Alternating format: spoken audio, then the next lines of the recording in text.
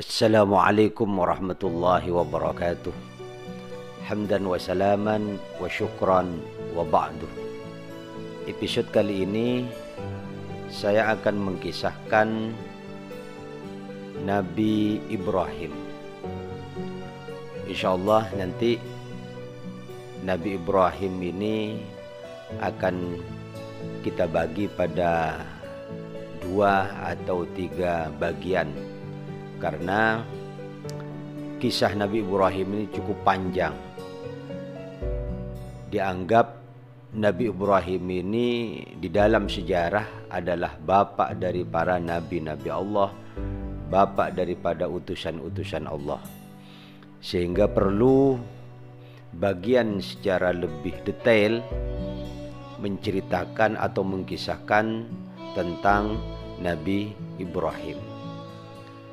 Hadirin yang dimuliakan oleh Allah, Nabi Ibrahim adalah nabi atau sekaligus utusan Allah yang diangkat oleh Allah secara khusus kepada umatnya. Dari Nabi Ibrahim ini nanti akan lahir banyak nabi-nabi, di antaranya adalah dari gen Nabi Ismail dan dari gen Nabi Ishak, lalu Nabi Yakub. Kalau dilihat dari silsilahnya, Nabi Ibrahim ini adalah keturunan yang ke-11 dari Nabi Nuh. Kalau kita urut susunan silsilahnya, Ibrahim bin Tarikh bin Mahur bin Saruh bin Ra'u bin Falih bin Abir bin Shalih bin Arfakhshad bin Sam bin Nuh. Jadi silsilah Nabi Ibrahim dilihat dari jalur ayahnya yang bernama Tarikh, atau ada yang menyebut ayah atau bapak dari Nabi Ibrahim itu adalah Azar. Nabi Ibrahim dikenal dengan gelar sebagaimana diceritakan di dalam kitab Qisasul Anbiya yang ditulis oleh Imam Ibnu Katsir, dinamakan Abu Dhaifan. Kalau dilihat dari jalur ibu, Nabi Ibrahim ini ibunya bernama Amilah, atau ada yang mengatakan pendapat lain di dalam kitab Qisasul Anbiya itu diceritakan nama lain atau pendapat lain yang mengatakan bahwa ibu Nabi Ibrahim itu namanya Buna binti Karbina bin Karthi, salah seorang dari Bani Arfakhshad bin Sam bin Nuh. Jadi cerita tentang Nabi Ibrahim ini sebagaimana cerita atau kisah dari nabi-nabi sebelum Nabi Ibrahim ini juga sama. Artinya apa? Dari kaum-kaum Nabi Ibrahim ya juga penyembah berhala. Bahkan diceritakan juga penyembah 7 bintang.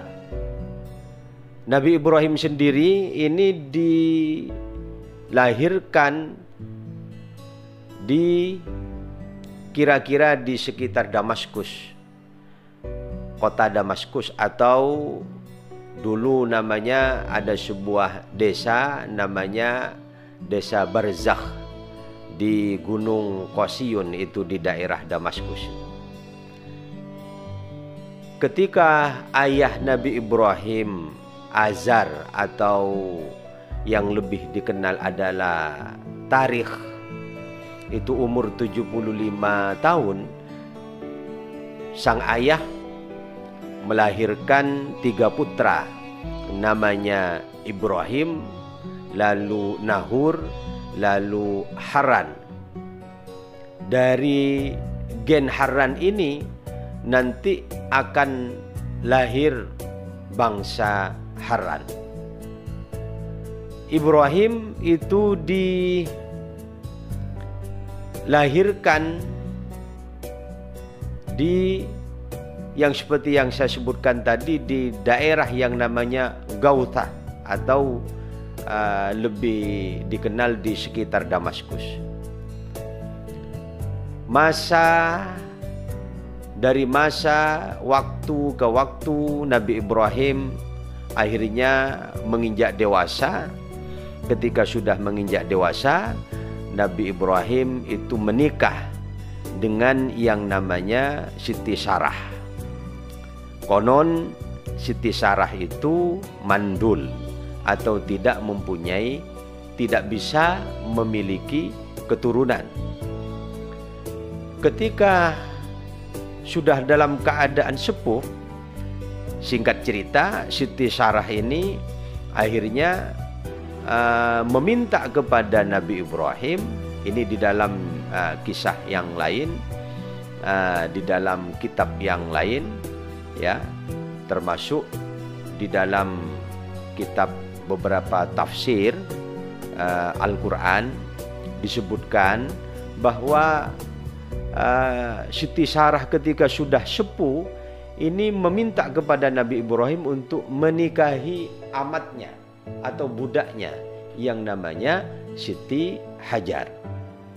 Jadi ada yang mengatakan Siti Hajar itu adalah budak atau amat dari Siti Sarah, yang oleh Siti Sarah Nabi Ibrahim diminta untuk supaya mempunyai keturunan, ya, memperistri.